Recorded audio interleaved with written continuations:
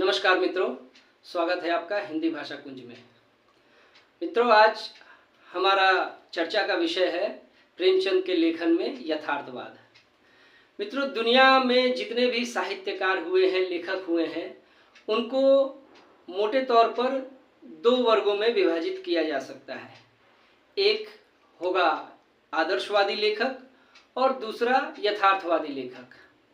आदर्शवादी लेखकों में हमें जहाँ तक देखने को मिलता है कि वे स्थितियों का एक काल्पनिक चित्र खींचते हैं और कल्पना के द्वारा संसार का सुंदर मनोरम चित्र हमारे सामने प्रस्तुत करते हैं।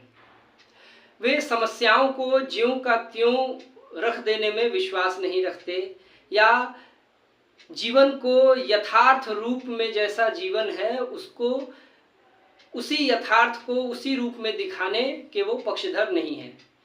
वे आदर्शवादी लेखक कहलाते हैं।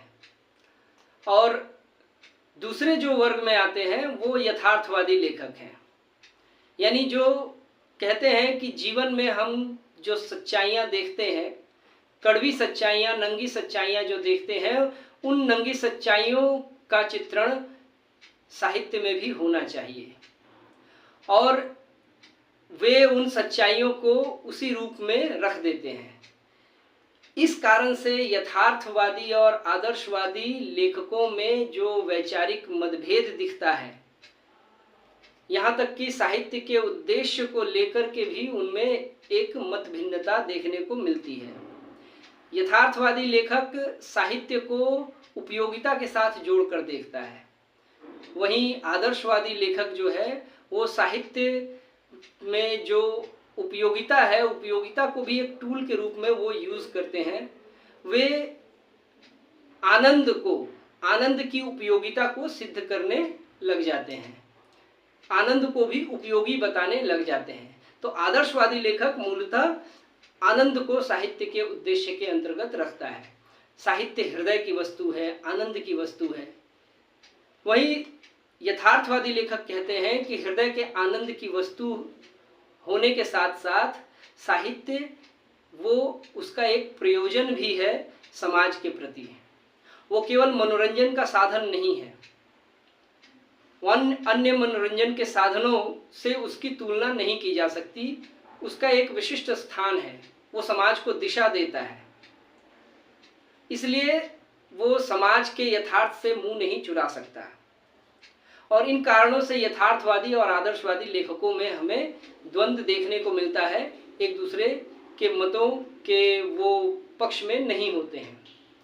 तो हम आज की वीडियो में ये हमारा उद्देश्य रहेगा जानना कि प्रेमचंद के जो लेखन हुए हैं, जो उन्होंने लिखा है, चाहे वो उपन्यास हो, कहानियाँ हो, या वो हंस पत्रिका या मर्यादा पत्रिका में उन्होंने जो लेख लिखे हैं, या अलग से जो निबंध उन्होंने लिखे हैं, उनके कुछ निबंधों का संग्रह है, कुछ विचार शीर्षक है उसका। तो उनके समग्र लेखन में आदर्शवाद और यथार्थवाद की क्या स्थिति है, आदर्शवाद को वो किस रूप में लेते हैं, आदर्शवाद को वो किस तरह से समझते हैं, या उनके भीतर आदर्शवाद की क्या अवधारणा है और यथार्थवाद के प्रति उनका रवैया कैसा है, ये हम आज पूरा विवेचन करेंगे। तो मित्रों, जैसे कि हमें प्रेमचंद के शुरुआती लेखन में देखने को मिलता है कि उनकी रचनाओं पर आदर्शवाद का प्रभाव ज़्यादा है। उनकी कहानियाँ हों या फिर उनके उपन्यास हों, हर जगह हमें देखने को मिलता है कि समस्याओं का चित्रण तो वो करते हैं। जब वो समस्याओं का चित्रण करते हैं तो यथार्थवादी की तरह समस्या को चित्रित करते हैं, किंतु जब वो उनके समाधान देने की कोशिश करते हैं तो उस समाधान देने में वे आदर्शवादी हो जाते हैं। व्यक्ति को वे आदर्श स्थिति में देखते हैं, जो दुख से लड़ता है, चुनौतियों से नहीं घबराता, उसका सामना करता है, उसके भीतर सत्यनिष्ठा है, कर्तव्य बोध है। जब विपरीत परिस्थितियां आती हैं तो उस समय भी वो डट कर खड़ा रहता है। तो इस तरह की चीज़ें करके वो समाधान ढूंढने की कोशिश करते हैं अपनी कहानियों में। किंतु उनके निबंधों में जब आदर्शवाद और यथार्थवाद का विश्लेषण वो करते हैं तो वहाँ हमें एक द्वंद्व देखने को मिलता है। प्रेमचंद के मन में आदर्शवाद और यथार्थवाद का द्वंद्व देखने को मिलता है। वे आदर्शवाद की बहुत सराहना करते हैं, उनकी प्रशंसा करते हैं और उनकी वकालत करते हैं, किंतु साथ साथ आदर्शवाद की सीमाओं को भी बताते हैं। वहीं वो जो यथार्थवाद है उनकी निंदा करते हैं, लेकिन उसके गुण भी बतलाते हैं। तो ये आदर्शवाद और यथार्थवाद का जो द्वंद्व प्रेमचंद के भीतर चल रहा था, ये हमें उनके पूरे जीवन में देखने को मिलता है। वे हर जगह, हर कहानी और हर उपन्यास में इस द्वंद्व से जूझते हुए दिख रहे थे। जब वे समस्याओं का चित्रण करते हैं तो वहाँ वो पूरे यथार्थवादी होकर समाज की कटु सच्चाई को, उस नग्न सच्चाई को पूरी उसी नग्नता के साथ वो सामने रखते हैं। लेकिन वही जब वो समाधान देने की कोशिश करते हैं, जब चरित्र को वो मोड़ते हैं आदर्श की ओर, तो वहाँ पर वो आदर्शवादी जो रुख अपनाते हैं और इस कारण से उनके कथा साहित्य के पात्रों में कुछ कुछ हमें अस्वाभाविकता देखने को मिलती है। आम जीवन में उसकी परिणति हमें नहीं देखने को मिलती। तो इसके पीछे प्रेमचंद तर्क भी देते हैं कि आम जीवन में हम इतनी सारी चीज़ें, इतने दुख, तकलीफ, कष्ट, इतने अन्याय, इतने अत्याचार, शोषण को देखते हैं, नग्न सच्चाइयों को देखते हैं। हम साहित्य में भी अगर वही देखें तो साहित्य का फिर प्रयोजन क्या है? साहित्य हमें उन सांसारिक दुख तकलीफों से अपने मन को भुलाने का एक माध्यम है। वो सोचें कि हम साहित्य के पास जब जाते हैं, साहित्य की ओर अग्रसर होते हैं, तो वो हमें एक आनंद प्रदान करे, न कि हमें उसी वास्तविक सच्चाई के बीच लाकर पटक दे। तो प्रेमचंद की ये दृष्टि है आदर्शवाद को लेकर के और यथार्थवाद को लेकर के। किंतु ये दृष्टि जो है और खुलती है जब वो रियलिज्म और आइडियलिज्म, यानी आदर्शवाद और यथार्थवाद की जब वो परतों में घुसते हैं तो स्वयं वो उसका समर्थन करने लग जाते हैं। हंस पत्रिका में जब वो लेख लिखते हैं आदर्शवाद और यथार्थवाद को लेकर के, तो एक तरह से जब वो यथार्थवाद की आलोचना कर रहे होते हैं तो अंत तक आते आते वो यथार्थवाद के पक्ष में आने लगते हैं। और ऐसा ही हमें देखने को मिलता है उनके साहित्य में भी। शुरुआती जो उनके उपन्यास है, निर्मला है, या फिर आपका सेवा सदन हो गया, या फिर आपका प्रेमाश्रम हो गया, या रंगभूमि हो गई, तो इनके चरित्रों पर अगर आप गौर करें तो देखेंगे, चाहे वो जो नकारात्मक पात्र हों या फिर वो सकारात्मक पात्र हों, उनके चरित्र चित्रण में वो एक आदर्श का पालन करते हुए दिखते हैं। किंतु जब वो गोदान तक पहुंचते हैं तो पूरे यथार्थवादी हो जाते हैं। वहाँ कोई आदर्श चरित्र नहीं है, चरित्रों में दुर्बलताएं भी वो दिखाते हैं। और ये बात उनके लेखों में हमें देखने को मिलती है। लेखों में भी वो अपने इस ओर संकेत करते हैं कि आदर्श चरित्र में भी कुछ न कुछ दुर्बलताएं होनी चाहिए ताकि वो मानवीय लगे, नहीं तो वो तो दैवीय हो जाएंगे। तो जब वो चित्रण करते हैं, गोदान में होरी का चित्रण करते हैं, मेहता का चित्रण करते हैं और मालती का चित्रण करते हैं, तो वहाँ वो पूरी तरह से आदर्शवादी नहीं बल्कि यथार्थवाद की ओर ज़्यादा झुके हुए दिखते हैं। इस कारण से डॉक्टर रामविलास शर्मा अपने निबंध आदर्श और यथार्थ में प्रेमचंद के इस द्वंद्व को पूरी तरह से वो सामने लेकर के आते हैं कि प्रेमचंद आदर्शवाद के पक्ष में मत देते हैं, आदर्शवाद को मानते हैं, किंतु उनके मन के भीतर लगाव यथार्थवाद की ओर है। ठीक उसी तरह उनके साहित्य में भी वो आदर्शवादी रूप में अपने आप को प्रस्तुत करते हैं, अपना लेखन आदर्शवादी के रूप में करते हैं, किंतु वो क्रमशः यथार्थवादी होते जाते हैं। जो गोदान में होरी, सीलिया और दूसरे जो गांव के जो गरीब किसान वर्ग है, उनका जब वो चित्रण करते हैं तो उनके लिए किसी आदर्श समस्या का समाधान नहीं देते हैं, किसी समस्या का आदर्शपूर्ण समाधान वो प्रस्तुत नहीं करते हैं। वहाँ वो पूर्णतः यथार्थवादी होते हैं कि गरीब, कमज़ोर, किसान वो जमींदारों से और ऊंचे ओहदे वाले लोगों से नहीं लड़ सकता।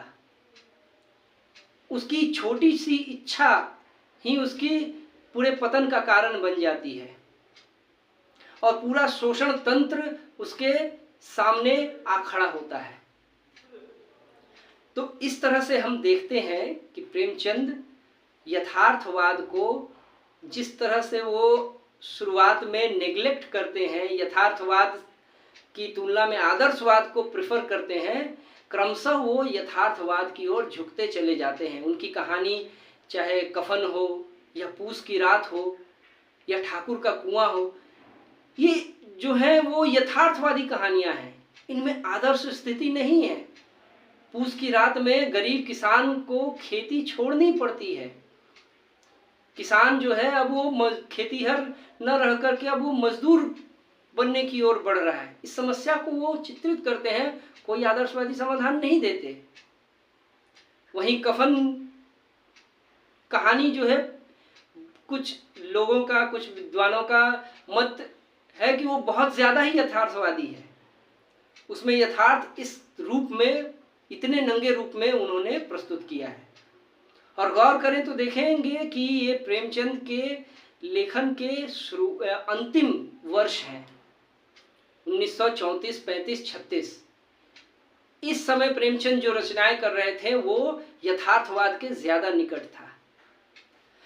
आदर्शवाद के संबंध में प्रेमचंद का मत यही है, प्रेमचंद आदर्शवाद को एक विशेष तरह का जो है यथार्थवाद वो मानते हैं।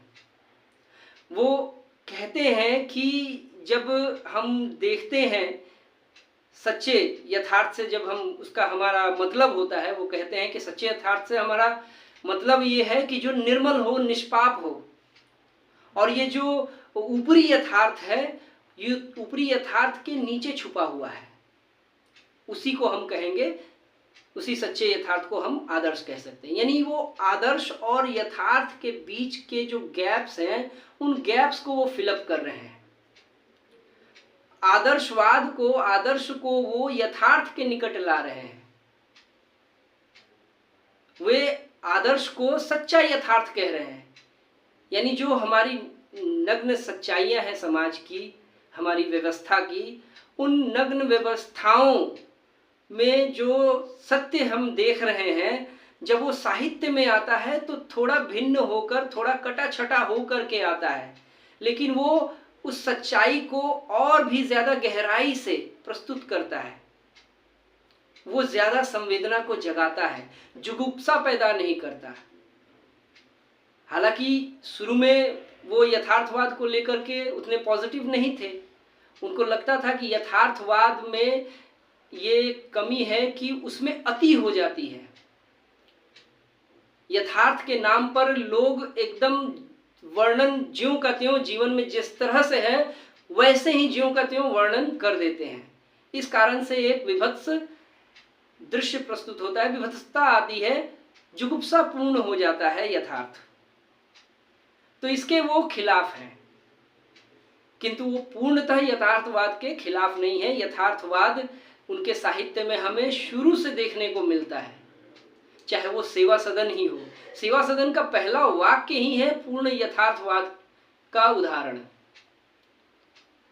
कि सभी को अपने पापों के फल भोगने पड़ते हैं, किंतु जो सुमन का पिता है उनको अपने अच्छे कर्मों के फल भोगने पड़े, ईमानदारी का जो है दंड भोगना पड़ा उन्हें। ये समाज की कड़वी सच्चाई है। तो उनकी रचनाओं में, उनके लेखन में हमें शुरू से ही यथार्थवाद देखने को मिलता है। हालांकि उनका आग्रह शुरुआत में आदर्शवाद पर था। आदर्श को वो बहुत ज्यादा तवज्जो देते थे, किंतु यथार्थवाद के प्रति उनके भीतर लगाव था और उनके भीतर मन में कहीं छुपा हुआ था उनके प्रति प्रगाढ़ लगाव। और इसी कारण से वो आगामी रचनाओं में क्रमशः ज्यादा से ज्यादा यथार्थवादी होते गए हैं और गोदान तक आते आते वो पूर्णतः यथार्थवादी हो जाते हैं। तो आशा करता हूँ कि इस विषय पर मैंने जो अपने विचार रखे हैं वो आप उससे सहमत होंगे। मिलते हैं अगली वीडियो में किसी और विषय के साथ। धन्यवाद।